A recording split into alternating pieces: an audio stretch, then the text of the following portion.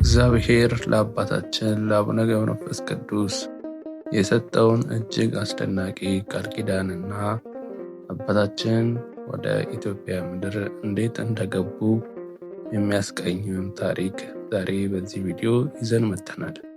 እስከ መጨረሻው ድረስ ይከታተሉ። ለዚህ ቻናል አዲስ ከሆናችሁ እንደዚህ ያሉ ትምህርቶች ዘውትር እንዲደርሳችሁ ሰብስክራይብ ማድረግ ይህን ቻናል ይቀላቀሉ። ለወንድም እህቶቻችንም እንዲደርስ ይህንን ቪዲዮ ላይክ በማድረግ መመልከት ጀምሩ። በስመ አብ ወወልድ ወመንፈስ ቅዱስ አሐዱ አምላክ አሜን። 8ኛ ምዕራፍ። አንድ አምላክ በሚሆን በአብ በወልድ በመንፈስ ቅዱስ ስም አሜን። አባታችን ገብረ መንፈስ ቅዱስ ጸሎቱን በጨረሰ ጊዜ እንደ ልማዳቸው መላእክት ወደ እርሱ መጥተው አንተ ጽኑ ተጋዳይ መነኩሴ ምን ትሻለህ አሉት። ከኔ በፊት የነበሩ ነቢያት፣ በአደባባይ የተጣሉ ሰማዕታት፣ ወንጌልን ያስተማሩ ሐዋርያት፣ በየዋሻውና በየፍሩክታው ያሉ ጻድቃን፣ እነዚህን ሁሉ እግዚአብሔርን እንዳዩት እኔም አያው ዘንድ እሻለሁ አላቸው። መላእክትም የአባታችን ገብረ መንፈስ ቅዱስን ነገር ሰምተው ወደ ሰማይ ወጥተው አባታችን የጠየቃቸውን ሁሉ ለጌታችን ነገሩት። ያን ጊዜም ሰማይ ተከፈተ፣ የእሳትም ድንኳን ተገለጠ። 40 እንስሳንም ዙፋኑን ተሸክመው 24ቱ ካህናተ ሰማይ የወርቅ ማጠንት ይዘው በፊቱ ቆመው ሊቃነ መላእክትም በየማዕረጋቸው በየነገዳቸው በዙፋኑ ዙሪያ ቆመው አባታችን ገብረ መንፈስ ቅዱስም ጌታችን ኢየሱስ ክርስቶስን በአባቱ ቀኝ በዙፋኑ ላይ ተቀምጦ በአንድነቱ በሶስትነቱ አየው። የአብ የወልድ የመንፈስ ቅዱስን አንድነትና ሶስትነትን ተረዳ። መላእክትና ሊቃነ መላእክት በየሥርዓታቸው 99 ነገደ መላእክት በየወገናቸው ብዙ የሚሆኑ መላእክት በየነገዳቸው ሁሉም በአንድ ቃል ቅዱስ ቅዱስ አሸናፊ እግዚአብሔር ምስጋና በሰማይ በምድር የመላ ነው እያሉ ከአንደበታቸው ምስጋና አይቋረጥም ነበር። አባታችን ገብረ መንፈስ ቅዱስም ይህንን ባየ ጊዜ ታላቅ ፍርሃትን ፈራ፣ ተንቀጠቀጠ። እግዚአብሔርም ጽና፣ እኔን ስላየኸኝ አትፍራ። ዮሐንስም አቡቀለምሲስ እንዳየኝ አንተም እንድታየኝ ያጸናሁ ያበረታሁ እኔ ነኝና ወዳጄ ገብረ መንፈስ ቅዱስ ከእኔ ምን ትሻለህ? ምንስ ትለምነኛለህ? እነሆ ታየኝ ዘንድ በለመንከኝ ጊዜ ተገለጽኩልህ። እስከ ሞት ድረስ የጨከንክ የታገስክ፣ ከአንበሶች ጋር መኖርን ያልፈራ፣ ሳትጠራጠር ገዳማትን የዞርክ፣ በግብፅ ገዳማት 300 ዓመት የኖርክ፣ እኔ መርጬ ንጹሕ አድርጌ ፈጠርኩ ወዳጄ ገብረ መንፈስ ቅዱስ ሆይ ምን ላድርግልህ? አሁንም የለመንከኝን ሁሉ እንዳልዋሽ እልሃለሁ። ምን እንዳደርግልህ ትወዳለህ? አባታችን ገብረ መንፈስ ቅዱስም ይህንን ታላቅ ምስጢር ከፈጣሪው ከጌታው ሰምቶ እጅግ ደስ አለው። አባታችንም ጌታዬ አምላኬ፣ ይህ ለእኔ አይገባኝም፣ እንደኔ ላሉት ለሌሎች ያላደረግከው ለእኔ አደርግህልኛልና አሁንም የምሕረት ቃል ኪዳን ስጠኝ። የገቡታን ሰዎች ማርልኝ፣ ኃጥአን ናቸውና ንስሐም ማያሻቸው ጻድቃንን ልትጠራ አልመጣህምና ኃጥአንን ወደ ንስሐ ልትመልስ መጣህ እንጂ። ማርቆስ 2 ከቁጥር 17። እርሳቸውን እያፋጩ እንባቸውን እንደ ክረምት ዝናብ እየወረደ በሲኦል ውስጥ የሚሰቃዩ ነፍሳትን አስባቸው፣ ሰይጣን ስላሳታቸው ነውና። ባለማወቅም በማወቅም የሰሩትን ማራቸው፣ ይቅር በላቸው አለ። ጌታችንም አባታችን ገብረ መንፈስ ቅዱስን በፊቴ ድካምን ላበዙ ለሌሎች ቅዱሳን ያላደረኩትን ድንቅ ነገር ለመንከኝ። መነኩሴው ለትጹኑ ክፋቱ ስለበዛ ስለ አንድ ኃጢአተኛ ለመነኝ። ጽኑ ስቃይ ወዳለበት ሲኦል ከገባ በኋላ በብዙ ድካም መላልሶ ለመነኝ። የዚያን የኃጢአተኛ ሰው ነፍስ ከሲኦል አውጥቼ እንዳልተፈጠረች አደረኳት። ሙታን በሚነሱትበትም ጊዜ ጻድቃን በሚኖሩበት በመንግሥተ ሰማያትም ቢሆን ኃጥአን በሚኖሩበት በገሃነመ እሳት ቢሆን አትገኝም።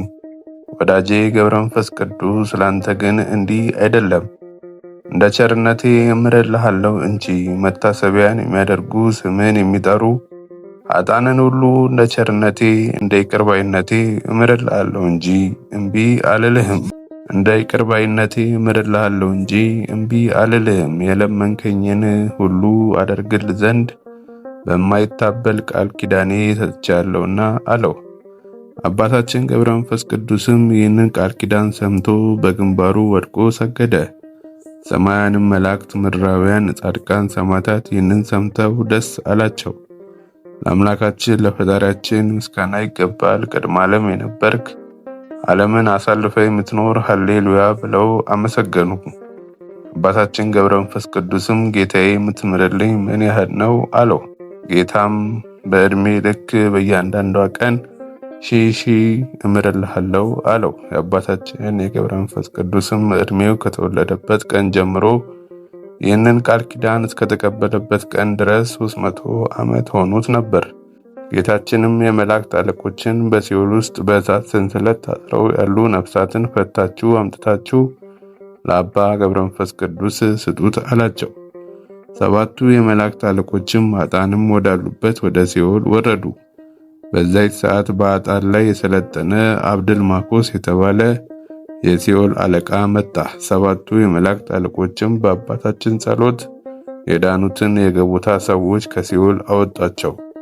ከሲኦል የወጡ ነፍሳት 3000 ያህሉ ነበር። ሚካኤልና ገብርኤል በየወገናቸው፣ ኡራኤልና ሩፋኤል በየነገዳቸው፣ ሳውቄል፣ ራጉኤልና ፋኑኤል በየማዕረጋቸው በፊታቸው እያመሰገኑ እልል እያሉ ሌሎችም የመላእክት ሰራዊት ወደ እግዚአብሔር የክብር ዙፋን እስኪደርሱ ድረስ በሰማይ ለእግዚአብሔር ምስጋና ይገባል፣ በምድርም ለሰው ልጆች እርቅ ሆነ እያሉ በፊታቸው እየመሩ እነዚያን ነፍሳት ወደ ገነት አስገባቸው። ዳግመኛም እንዲህ ብለው አመሰገኑ። ምርኮን ማርከ ወደ ሰማይ ወጣ፣ ስጦታንም ለሰዎች ሰጠ። መዝሙር 67 ቁጥር 18። ከሲኦል የወጡ ነፍሳትም ደስ እያላቸው እግዚአብሔርን እያመሰገኑ ወደ ገነት ገቡ። ከዚህ በኋላ ጌታችን ኢየሱስ ክርስቶስ አባታችን ገብረ መንፈስ ቅዱስን እንዳንተ መላእክት ዘውትር ከሚጎበኛቸው ከቅዱሳን ገዳማውያን በቀር በዚህ ዓለም ያሉ ሰዎች ሁሉ ከካህናትም ከመነኮሳትም ወገን ቢሆን ከዛሬ ጀምሮ አያዩህም። ልትገለጥለት ከወደድከው በቀር መላእክት ለሁሉ ተገልጸው እንደማይታዩ አትታይም። ያለ ድምፅ እንደ ነፋስ የሚበር የብርሃን ሰረገላ ይሁንልህ። ከምስራቅ እስከ ምዕራብ ከሰሜን እስከ ደቡብ መድረስ ከምትችልበት ድረስ ብረር። ወዳጄ ገብረ መንፈስ ቅዱስ ከእንግዲህ ወዲህ እኔንም አባቴንም መንፈስ ቅዱስንም በወደድክ ጊዜ ያን ታማኝ አገልጋዬ ወዳጄ ገብረ መንፈስ ቅዱስ ከዛሬ ጀምሮ ወደ ኢትዮጵያ ሂድ። በልመና በጸሎትህ ከሲኦል የምታወጣቸው ነፍሳት በዚያ አሉና። አባታችን ገብረ መንፈስ ቅዱስም የጌታን ነገር ሰምቶ ፊቱ በራ፣ በልቡ ደስ ተሰኘ። ጌታዬ ፈጣሪ ወደዚች ሀገር ማን ይመራኛል? መንገዷንስ በምን አውቃለሁ? ከታናሽነቴ ጀምሮ ሩቅ አገር እንደሆነች ሰምቻለሁና አለው። እግዚአብሔርም አለው፣ እኔ በስልጣኔ አደርሳለሁ፣ መላእክትም ካንተ አይለዩም። በእነርሱ ዘንድ የከበርክ ሆነሃልና እኔንም በወደድክ ጊዜ ታገኘኛለህ። የለመንከኝን ሁሉ አደርግልሃለሁ አለው። ጌታችንም ለአባታችን ገብረ መንፈስ ቅዱስ ይህንን ቃል ኪዳን ከሰጠው በኋላ ከእርሱ ተለየ። የመላእክት ሰራዊት የዳዊትን መዝሙር ምርኮን ማርከ ወደ ሰማይ ወጣ፣ ለሰው ልጆችም ስጦታን ሰጠ እያሉ ጌታን ተከትለው ወጡ። እጹብ ድንቅ ነገርን ባዩ በሰሙ ጊዜ በአርያምም ፍጹም ደስታ ሆነ። ዓለም ከተፈጠረ ጀምሮ ክርስቶስ ወደዚህ ዓለም እስከመጣበት ድረስ እንዲህ ያለ ነገር አልታየም አልተሰማም። ከዚህ በኋላ መላእክት ቀድሞ ወደ ነበረበት ቦታ በክብር መለሱት። አባታችን የአቡነ ገብረ መንፈስ ቅዱስ በረከቱ ረድኤቱ ከሁላችን ሕዝበ ክርስቲያን ጋር ለዘላለም ይኑር አሜን። የአባታችን የአቡነ ገብረ መንፈስ ቅዱስ ታሪክ በዚህ አያበቃም።